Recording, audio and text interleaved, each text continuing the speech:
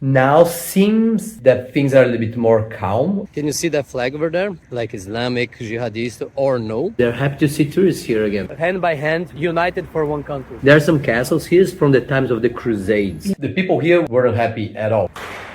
And I hope this is not a shooting. Russia had and still has two bases, massive bases here in Syria. For the French, before the Turks. Okay, I'm gonna make a prediction here. So we left Latakia and we are now in Europe. Right? Current president is playing very wisely, very smart. Just to remind you all, there are a lot of Christians here. Super friendly, super nice and everything. Why would I want to go to a fancy gym, right? Travel to Syria, go to the gym? Yeah, but it's a massive cultural experience. Woo, beautiful. Yeah. Let me look at that. Hello everyone, welcome to another video from Out of Your Comfort Zone. My name is Rodrigo. And I'm Nikki. And we are here in Brazil. No, I'm joking. We are in Latakia in Syria. But the cool thing is, like, the owner of this hostel, they knew I was from Brazil, and he put a massive Brazilian flag here. Plus, also gave us a little Portuguese Tintin comic. yeah, so Brazilian Portuguese Tintin. You guys know Tintin, right? What's his face here? The Belgian explorer, and another one there from Portugal. We told you, if you've seen our other videos, Syrians are just the nicest people. They are lovely, adorable. But what you are doing here in Latakia? I don't know if you have seen our other videos about Syria. We were in Aleppo with Nikki's teacher. My Arabic teacher. Very exciting. First time meeting in person. Super cool, like to have a local view of Aleppo. Then we went to Idlib, the rebel capital of Syria. Some people call it the Syrian Kandahar. And if you don't know, Kandahar is the birthplace of the Taliban in Afghanistan. And by the way, if you haven't seen already, we have a bunch of videos about it because we were there a few weeks ago. So Literally like 3-4 weeks ago, you were in Kandahar. Yeah. If you're curious to see how it is to travel there, the most conservative place in the world. And now I'm gonna explore Latakia. Why? Because first, it's a very beautiful place. It's in the coastal area. It was a resort place where the Syrians used to go all the time. But also, short history here. Bashar al-Assad, the brutal dictator, and his father that ran the country for 40-50 years, they were both Alawites, which is kind of a sect from the Islam. So this community here was very privileged during the dictator times. They had the best jobs, the best positions, the most money and everything. And now, 1 year ago, when the rebels took over the country, liberated the country from the dictator, who is now in Russia hiding like a rat, the people here weren't happy at all, right? Because they lost their privilege. And to be honest, some of the rebels, like kind of a revenge killing, because they were so angry at the Alawites, they did some revenge killing. And yeah, so they killed some people in this region here where there's more Alawites. This was back in April, now in December. Now seems that things are a little bit more calm, although a lot of the Alawite community is still quite scared of what's coming up, what's gonna happen in the future. Hopefully, like if you've seen our videos about Aleppo and everything, seems like the country is in the right path. Most people are extremely happy. Instead of the country being ruled by the minority, now it's being ruled by the majority, and that's a very good thing. So what we're gonna do today now is explore Latakia and see if you learn more a little bit of this relationship between the Alawites and a lot of Sunnis that live here, a lot of Christians that live here as well. But before that, I'm gonna leave you for a little journey from Aleppo to Latakia here in a shared van, where there was a guy with Kalashnikov in the van, like just moving around with the rifle. Why not? Take a look. This is about $40 only to see what inflation does to a country and to its bills. And this is our big bills, the biggest bill, 5,000. Can you see the mosque right over there here in Aleppo? Definitely worth a visit. But again, we had so much human contact. It was such an amazing, peculiar time here. We've seen a lot of mosques in our lives, so that's okay. Next time. You're less for touristic attractions and more to meet people. Yeah. As you can see, there is still a lot of work to do. Yeah, a lot of work to do, but we are positive. Some place still destroyed here. Over there was pretty bad, actually. Full of bullet holes. So the destructions never end still, but much better than other places. So this is kind of the bus station here in Aleppo, and we are getting a shared bus to go to Latakia. So it worked really well. We'll give you the details after. So we are here now. We got the shared room. What we did actually, we paid one more seat to have our bags. Otherwise, Yeah, there's no space in the back. we would have to wait half an hour more, and this one was almost full. So it was perfect for us. It's just a few dollars, sis. Like $5 more to not wait half an hour. So And when they say half an hour, it means like an hour, 90 minutes. So we bought a seat here, essentially for our bags. Now they say here Mumtaz. Perfect. Mumtaz. He's working on his accent. Mumtaz. Mumtaz. Mumtaz. There you go. And check it out.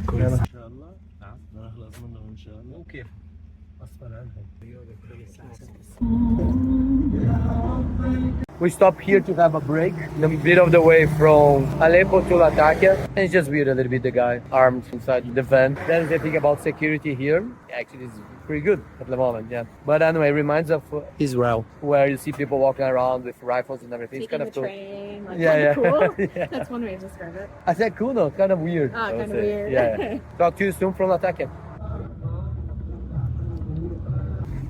Latakia.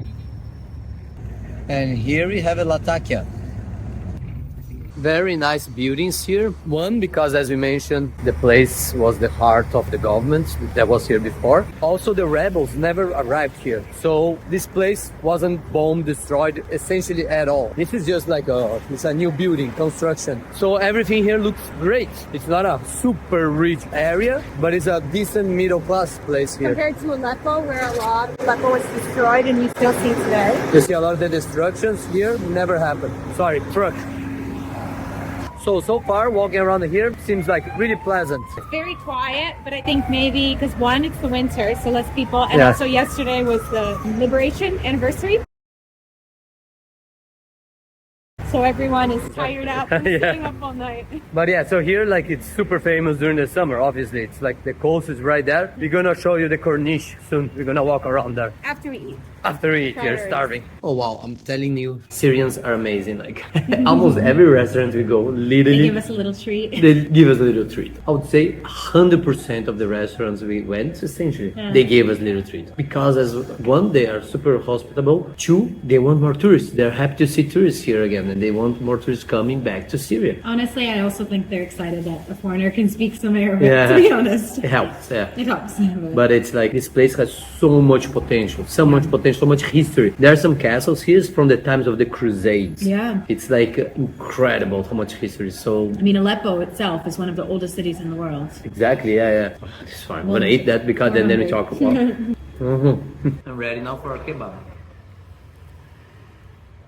Reminds me of São Paulo, where I'm from, in Brazil. Like in the 70s or 80s, if you see videos about it. So it's not super modern, super nice, but it's clean-ish, safe, and typical middle-class country, kind of. And with good kebabs. Absolutely. A beautiful Christian church here with a Christmas tree, right on the other side of the port. So this part of the coast is not nice because it's literally a port, but we're gonna try to go to a more walkable part. And the cool thing is like the church is right by the side of the mosque, right over there.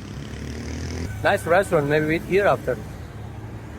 I like when there is an option of like a modern stuff. Just to show everyone thinks like I go to a country like Syria. It's all very old, very traditional and everything. And I love to see, maybe I don't like the food itself, but I like to see like they are just like us. They have modern fast food just like us. You are the beginning of the story. This kind of billboards like government propaganda, a rebel hugging a little boy or little girl. They are all over the country. And it's all about the Liberation Day 1 year ago, which was yesterday, December 8th. And the message, at least the message, seems pretty good. Shoulder to shoulder, hand in hand and together, a united country. There's a lot of stuff like that. That's positive, I would say. And I hope this is not a shooting. I don't think so. It's just maybe kids messing around. I think it was just kids messing around and the parents went after them. Old train track, and there's an old train there. I don't think it's working. We saw in Aleppo a train line, but I think it goes just to the countryside of the city.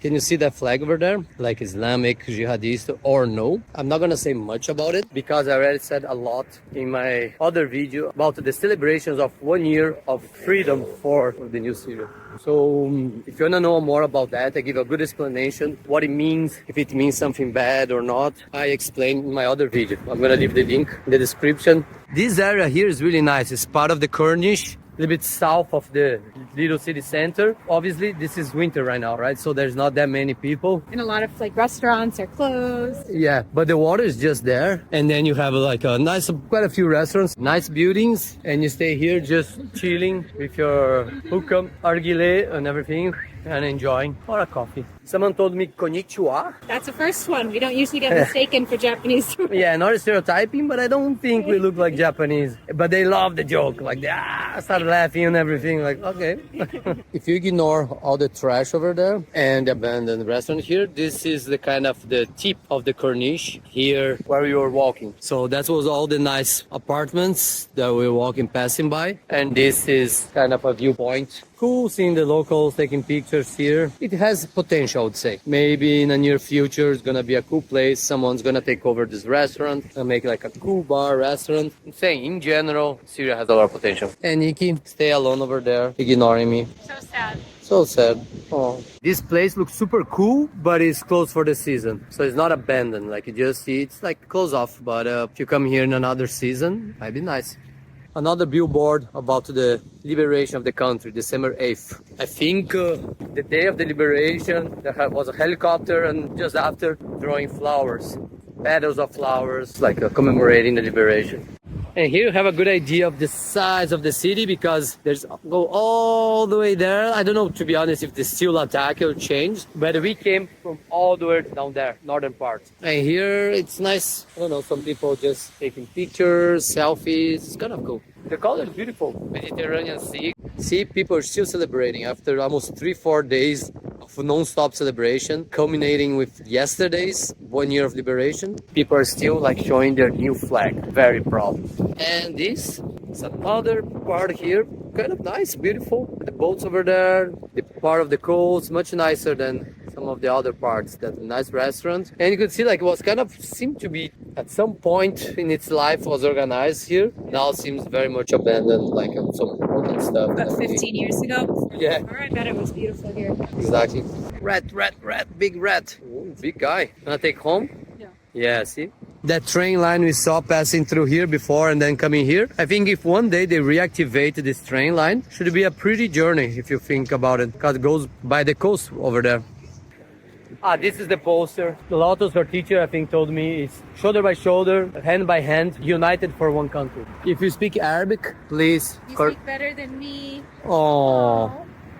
So this part here doesn't have a port. It's just up there to the north a little bit. I don't know if it's too dark. Let me look at you, Nikki. Ah, no, it's okay. But speaking of ports, probably some of you already know, Russia had and still has 2 bases, massive bases here in Syria. One, it was a port in Tartus. Tartus is the second largest city here in the coast of Syria after Latakia. And an air base just close by here, I think like half an hour from here. Massive and super strategic, especially the port. As you know, Russia, most of their ports freeze during the winter, so you can move around. And the only one that doesn't freeze, which is Sevastopol in Crimea, where you're having the war with Ukraine now. It's in the Black Sea, so it's kind of controlled by Turkey, which controls the Bosphorus Strait. So if there is a war, which is happening now, for example, Turkey can close the Bosphorus Strait and no naval assets can go in and out of the Black Sea. So for them it was super strategic, this one, because it's straight access to the Mediterranean and then to the Atlantic. During the war, Russia was protecting Bashar al-Assad and bombing the rebels non-stop. So much so, when the rebels took over Damascus, Assad ran away like a rat all the way to Moscow and is in Moscow right now. So you would think like the rebels really don't like Russia and they would kick out the Russians. I would do that. I don't like right now the Russian government. Like if it falls and collapses, it would be great for a lot of parts of the world. However, the current president is playing very wisely, very smart, and I can understand him. He has a lot of work to do, rebuild a new country. He needs all the help he can get, and at the same time, he doesn't want any extra trouble. So probably there was an agreement on the backstage agreement, you can say, that Putin told him, okay, you won, congratulations. I want my 2 military bases there. It's very important for me. So I'm going to give you some money to keep the bases, plus I'm not going to cause you trouble.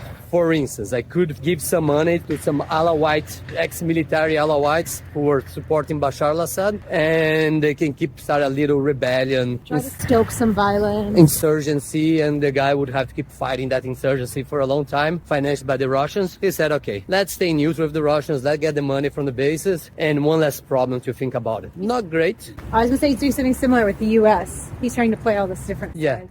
Not great with the Russians, but it is what it is, right? Geopolitics. And at the same time, he's playing well with the Western world. He was in the White House. Trump like, oh, he's my best friend, blah, blah, blah. As of December 2025, who knows what Trump's going to do? Yeah, he changed his mind like a cat every 2 seconds. The cats are much cuter. I think we run out of place. We go back here. It's a cool now little park by the sea. It's kind of cool. So we wanted just to give you this update on what's going on with the Russians here. But maybe you know more about this subject than I do. You can leave your comments in the comments area. If I said anything wrongly, if you have any updates, or what do you think what's gonna happen with the Russians in the future here in Syria. But even I think if they lose the base, the naval base here, it's so strategic that they are already having agreements apparently with one of the two Libyan governments, right? Because now Libya has two governments essentially, one on the east, one in the west. That if something happens here, they can open a naval base in Libya, which is even closer to the exit of the Mediterranean Sea through the Strait of Gibraltar and then the Atlantic Ocean. Can I ask a question about Yes,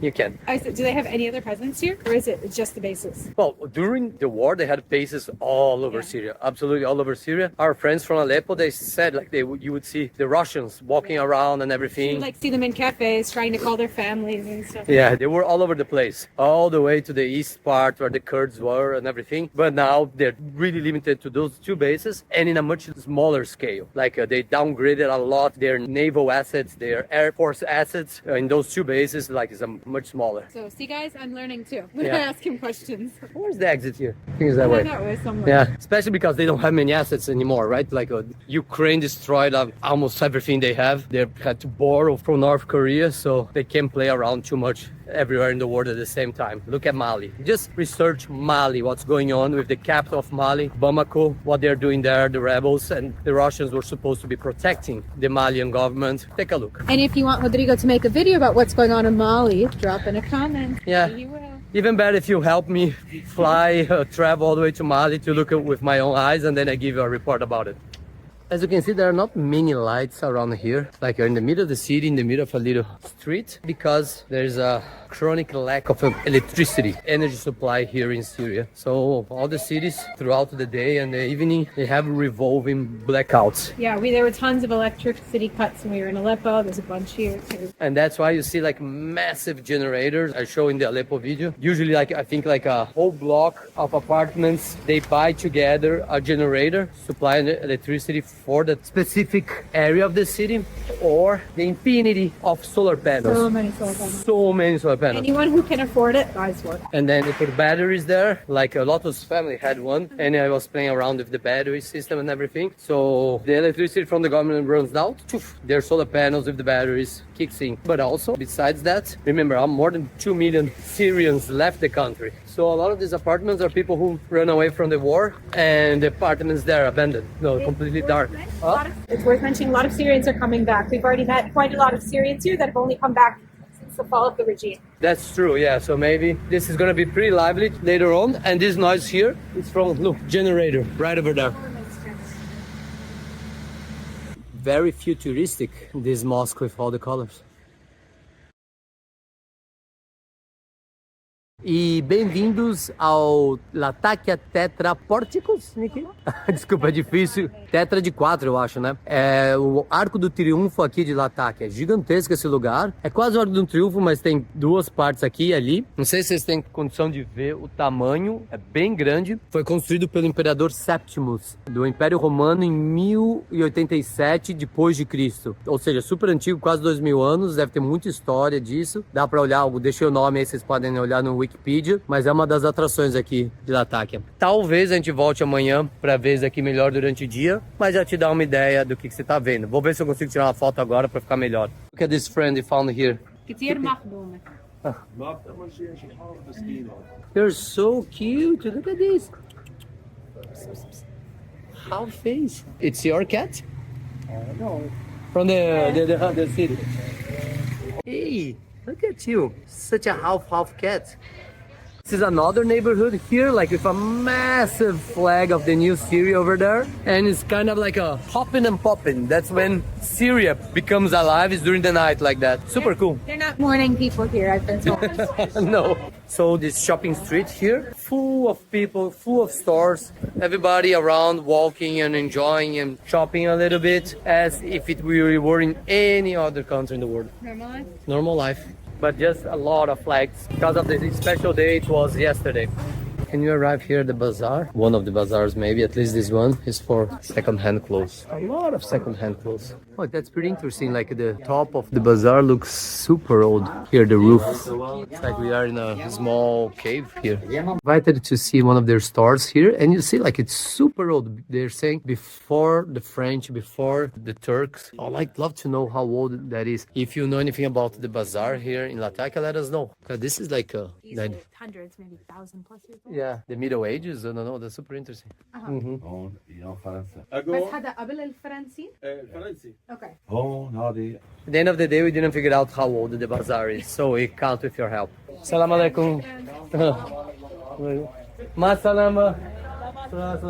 So there's a Che Guevara store here. I'm sure he's very proud, thinking that how we commercialize his image. Communist. As communists. Yes, friends, communism has won. If from the ancient bazaar, you have like a more modern little shopping street here. Okay, I'm gonna make a prediction here. In about 2 to 3 years, if nothing major bad happens here, we will see cruise ships, major cruise ships from major cruise lines stopping or here in Latakia or Tartus. Personally, I disagree. I think we need 5 minimum, but I still bet 2 to 3 years. Let's see. In 2 to 3 years, we report back. And I was saying that because we definitely been to sketchier places with cruise ships than Latakia, for example. Super nice, those arches here, super pretty, but I can't get any information about this part, but it seems like super old. Cool, right? Yeah, very nice. So we left Latakia and we are now in Europe, right? Could it be any small town here in Europe or any big city in Europe as well? Like I was trying to look super European. Right? Yeah, I was trying to look on the map and see like if it said what it is. It doesn't say anything. This is when there's not much tourism here, I guess. It's all just... I would love to know what this is, how old this is. Look at that. Maybe Roman? I don't know if it's that old to be. Or maybe it's new and just in old style. Yeah. Pretty big church here. Nikki, read for me.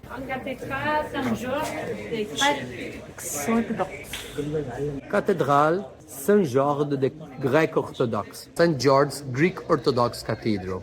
I repeated because she was far away from me and I thought that sound didn't I was get. worried he was criticizing my French accent. It's true.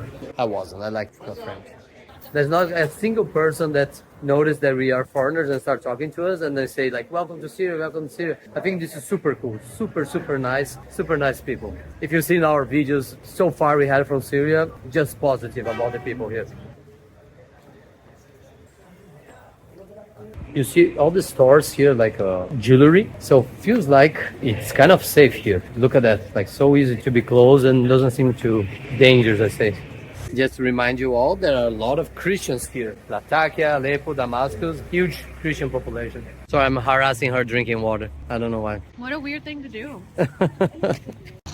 A mesma propaganda que tinha lá em Alepo, forjando a espada da liberdade. Syrian Revolt Military Expo 2025. Aquela expo is happening in Damascus with the weapons they use to depose Bashar al-Assad. Let's see if we can visit Damascus. I'm not sure yet if you're gonna be able to arrive on time. And this song you're hearing right now is the song of the revolution, of the resistance, the Free Syria, Free Syria. Playing non-stop for the last week here. That's true. Maybe Nikki, Suri Khor is like Free Syria, huh? Yeah. So we're here now working out in Latakia, Syria. Pretty cool. You can see I don't have many clean clothes left because I'm like wearing long sleeve to work out and black long socks. And swim shorts. Not even normal. Adult man. Fashion top. But funny, like a guy came here, so just because we're foreigners, and he said, oh, there's a better gym close by here, more fancy and everything. Probably he doesn't know us. Like we don't want luxury, fancy stuff and everything. We like, you know, normal gym with normal people, cool people who's gonna talk to you, not like a snobbish gym. And A few more women. yeah, well, at least here she can work out because in Afghanistan, no women allowed at gyms. You can take a look at my videos of Afghanistan, me working out there, no women at all.